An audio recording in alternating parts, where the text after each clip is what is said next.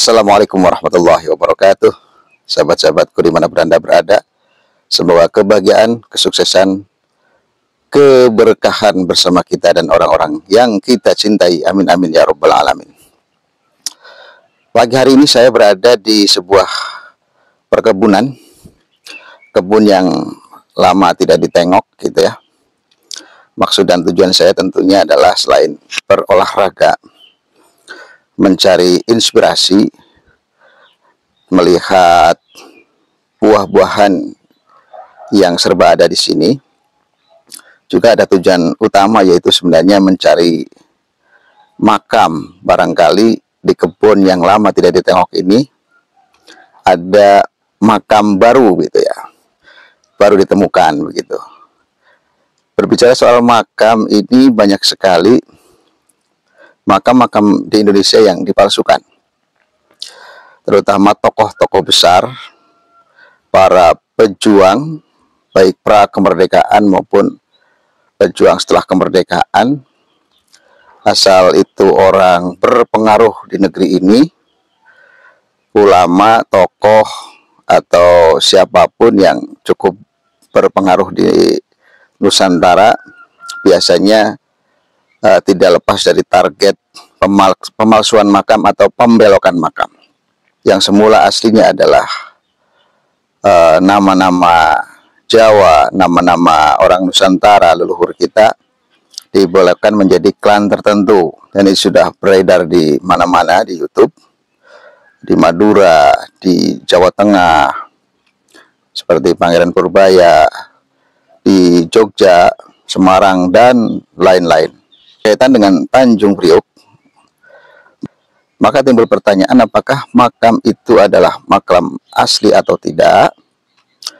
Berikut ada penjelasan dari Al-Mukarram Kiai Haji Raden Syarif Rahmat, valid, akurat, sesuai dengan data dan faktanya. Yang kita simak bersama videonya. Diketahui bahwa ada orang yang membuat buku tentang sejarah makam Mbah Priok dengan judul yang sangat luar biasa. Kalau sekarang judulnya menohok.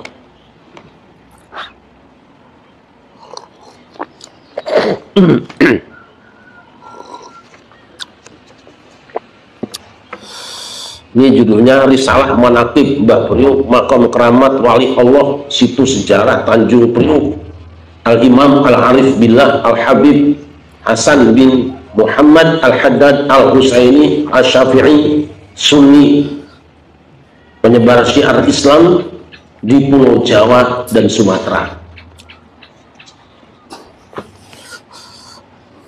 Ribut sampai makan korban. Lah, namanya tokoh agama dan pemerintah yang bertanggung jawab kemudian mengadakan pertemuan. Dalam pertemuan itu dihadiri antara lain Kiai Haji Ma'ruf Amin, waktu itu Ketua MUI Pusat, Kiai Haji Mudir Tamam MA, Ketua MUI, Ketua Umum DKI, kemudian ada juga dari Komisi Pengkajian, didatangi juga beberapa ulama dan beberapa habaib. Kesimpulannya bahwa kuburan keramat Mbah Priok itu palsu di bukunya. Saya tidak mau panjang kalimat, kuburan keramat Mbah Priok itu palsu. Tidak kurang Pak Yusuf Kala ngasih sambutan juga. Untungnya saya pernah dapat buku ini lebih kurang 100 biji dan saya bagikan kepada teman-teman saya. Tapi sekarang mungkin kita tidak akan menemukannya lagi. Anehnya, dan ini saya ingin tambahkan statement dari Wakil Gubernur waktu itu.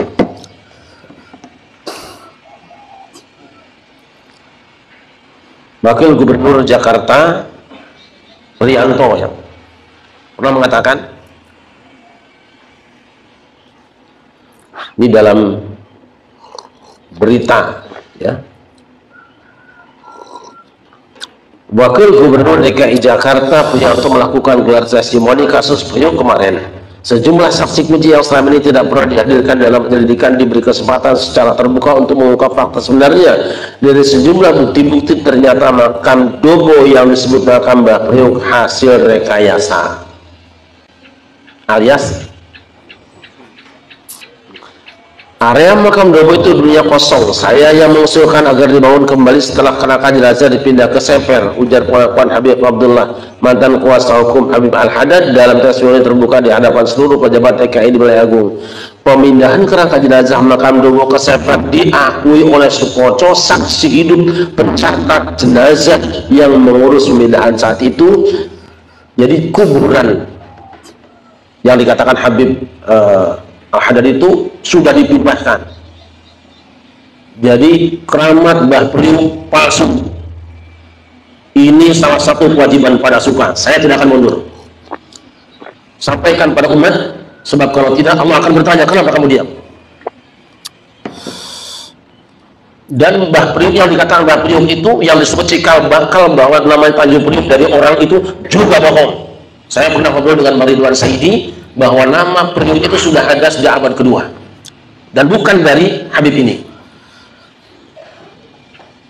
Tolong ini disampaikan. Saya juga sempat bicara dengan beberapa orang yang pernah tinggal di sekitar situ, di antaranya RT Tafsir di sini. Beliau mengatakan, dari dulu saya tidak pernah mendengar ada namanya Mbah Priuk, tidak ada. Saya hidup di Tanjung Priuk, katanya. Jadi kepentingannya apa? Kalau besok ini tolong disampaikan pada orang-orang yang tertipu hatinya karena gampang percaya dengan orang-orang yang punya kepentingan. Bayangkan kalau keramat itu dipertahankan sekarang berapa puluh juta, berapa ratus juta dapat duit dari jualan bukunya, belum jualan gamis dan minyak wanginya.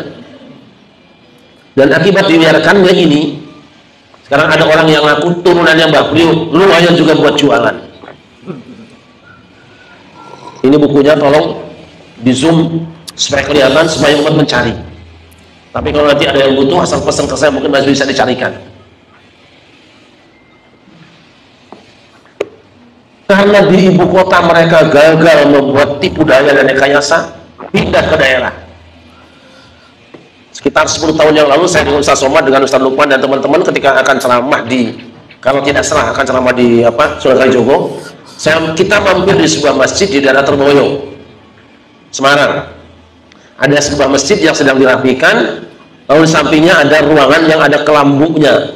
Saya tanya kepada penjaganya, penjaga biasa, penjagaan nyungguin duit maksudnya, samping kotak, okay. Mas, ini apa di dalam? Makamnya Mbah Syekh Jumatil Kubro. Hati sempat bertanya, ya apa Syekh Jumatil Kubro? Kami masuk ke dalam dan dengan cara-cara yang biasa dilakukan oleh teman-teman kita menyimpulkan, Mas, kembali ke orang tadi, rasanya di dalam nggak ada kuburannya, Mas, nggak ada jenazahnya, itu petilasan Pak. Dah coba. Tapi hari ini tempat itu sudah dibangun mewah dan ada tulisan makam Syekh Jumatil Kubro. Bohong.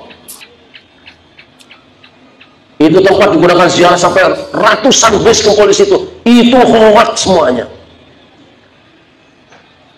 Saya kalau ada di sini wartawan pada supaya yang siap bicara, saya kirim ke orangnya yang mengatakan bahwa itu kuburan Syekh Jumatil Kubro. Ramai orang berziarah, ramai orang dagang. Dosa besar para ulama yang tinggal diam, dan dosa besar pemerintah daerah yang membiarkan itu jalan dengan dalih apapun juga. Kalau kita berdagang di tempat itu, kemudian jadi ramai, jadi orang laris makanannya, tapi dengan cara-cara bohong, silakan tanya hukumnya. Ternyata saya melakukan survei beberapa daerah. Ketika saya ceramah di Kebumen juga ada yang memberikan tulisan silsilah. Di sini ada kuburannya Wali Anu. Itu juga masyarakat tidak pernah mengenalnya. Bagaimana orang bisa tahu, orangnya tinggal di situ tidak tahu? Yang menarik, salah seorang teman kita di Jawa Timur juga di daerah Dukun kalau tidak salah, itu ada kuburan Kiai Kalbakal aslinya, namanya Kiai Kalbakal. Sekarang ganti namanya menjadi Syekh Maulana Maghribi. Ini sejarah harus diluruskan. Makanya pada suka ambil jalan tengah. Benar ziarah kubur itu banyak manfaatnya, terutama kuburan orang-orang soleh. Tapi yang terutama ziarah kuburan orang tuamu, leluhurmu, itu lebih utama daripada wali manapun juga. Tetapi kalau akan berkunjung ke wali-wali, ziarah wali-wali yang sudah jelas saja wali songo, jangan wali kosong. Cari wali hak, bukan wali hoak. Saya harus menyampaikan ini karena nampaknya belum ada ulama yang mau bicara. Hati-hati dengan berita yang sampai pada kita. Habis dulu kita buat ziarah kubur yang nggak jelas, sementara kuburan orang tua sendiri tidak pernah dirawat, tidak pernah diberesin. Amal yang memuliakan ini sekarang sudah mulai bermunculan. Di tiap daerah laporkan ini ada makamnya wali anu, mbah anu, syekh anu, habib anu. Dan kita cukup dengan wali songo, cukup dengan orang tua kita, cukup dengan guru-guru kita, tidak usah dengerin penjelasan yang tidak jelas itu. Amal yang memuliakan, kewajiban kita adalah meluruskan sejarah. Kalau Jakarta siapa sejarahnya? Sudah jelas ada Pangeran Jayakarta, kuburannya masih ada, keluarga juga masih ada, turunannya masih ada, masjidnya juga ada, jelas. Ada wali Muhammad Syafi'i Azami, jelas kuburannya, jelas rumahnya, anak cucunya masih ada. Jangan mencari-cari yang tidak jelas. Nah, nanti belum lagi pemalsuan daerah. Nama daerah dipasukan sekarang. Daerah ini kan asalnya dari nama anu, tokoh anu. Hanya saya tidak akan sebut itu nanti. Kemudian dimuliakan, saya kira itu tidak usah panjang-panjang ngaji hari ini. Terima kasih. Hasbunallah wa ni'mal wakil. Assalamualaikum warahmatullahi wabarakatuh. Cukup jelas gamblang apa yang beliau sampaikan. Semoga menambah khazanah keilmuan kita, menambah keyakinan kita dan penyadaran kita terhadap sebuah kebenaran, meskipun dirasa pahit. Kalau itu kebenaran, mari kita terima bersama dengan lapang dada. Karena hidup ini adalah mencari kebenaran, bukan mencari pembenaran. Jika sudah ada bukti-bukti yang nyata, sementara kita masih menolak kebenaran itu, maka kita termasuk orang-orang yang sombong, yang batrul haqq, menolak kebenaran. Semoga kita semua diberikan taufik dan hidayah oleh Allah Subhanahu wa taala, dibimbing ke jalan yang benar, ihdinas shiratal mustaqim, sampai akhir hayat kita. Semoga bermanfaat.